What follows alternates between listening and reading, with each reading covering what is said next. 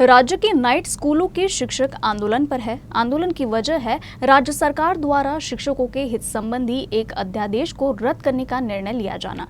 शिक्षकों की लंबी समय से उन्हें स्थायी किए जाने की मांग है, जिस पर सिर्फ अध्यादेश निकालना और फिर उसे रद्द किए जाने का ही खेल शुरू है। नागपुर का संविधान चौक आंदोलन का केंद्र है। यहाँ इन दिनों कुछ शिक्षक आंदोलन कर रहे हैं। ये शिक्षक कोई सामान्य शिक्षक नहीं, बल्कि रात के समय चलने वाली सरकारी स्कूलों के शिक्षक है।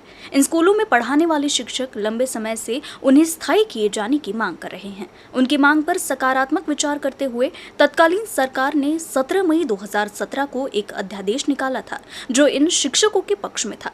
लेकिन 30 जून 2022 को एक और आदेश निकाला गया, जिसमें पुराने निर्णय को बदल दिया गया। इन शिक्षकों की मांग है कि नाइट स्कूलों को पूर्णकालीन शिक्षकों का दर्जा दिया जाए। आमची मागणी अशी आहे की 2017 एक GR काढला सरकारने की रात्रशाळेला पूर्ण वेळेचा दर्जा द्या।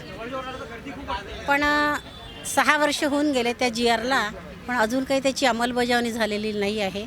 आणि मध्येच मागच्या वर्षी 30 जून 2022ला एक GR काढला।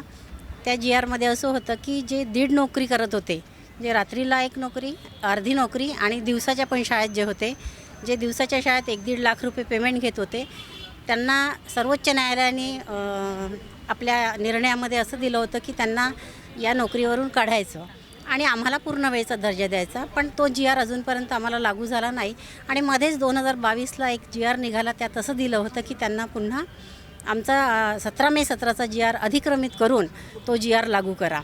इन शिक्षकों का कहना है कि उनका काम पूर्णकालीन शिक्षकों की तरह ही है। जिस तरह की सेवा वो शिक्षक देते हैं, उसी तरह हम भी देते हैं। लेकिन दोनों तरह के शिक्षकों की तनख्वाह और सरकार से मिलने वाली सहूलतों में बड़ा फर्क है। सरकार अगर चाहे तो हमें पूर्णकालीन शिक्षकों का दर्जा देकर सेवा के दायरे को और बढ़ा सकती है। अगर नाइट स्कूल कभी बंद हो जाती है या कभी टीचर एक्सेस हो जाता है पट संख्या के आधार पर, तो वो टीचर को जो केवल नाइट में उसे संरक्षण नहीं था, वो सीधा घर बैठता था।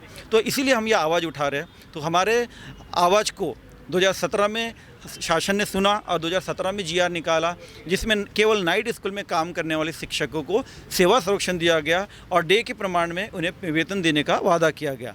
लेकिन बाद में जो डे वाले टीचर थे, दोबारा टीचर थे, उनके जो मुंबई के आमदार है कपिल पाटिल, जिनका हम निषेध करते, जाहिर निषेध, उन्होंने कंटिन्यू अपने प्रयास से, निरंतर अपने प्रयास से जो शासन पे दबाव लाकर 30 जून 2022 को उन्होंने एक नया GR निकलवाया, जिससे हमारा 2017 का GR जो केवल रात्रशाला में कार्यरत शिक्षकों के अधिकारों को देने वाला था, उसको उन्होंने अधिक्रमित कराया और हमारे अधिकारों को उन्होंने वंचित किया। तो हम उनके विरुद्ध में ये धरने दे रहे हैं और हमारा जब तक हमारी मांगे पूरी नहीं होंगी, हम इस धरने को कंटिन्यू करेंगे।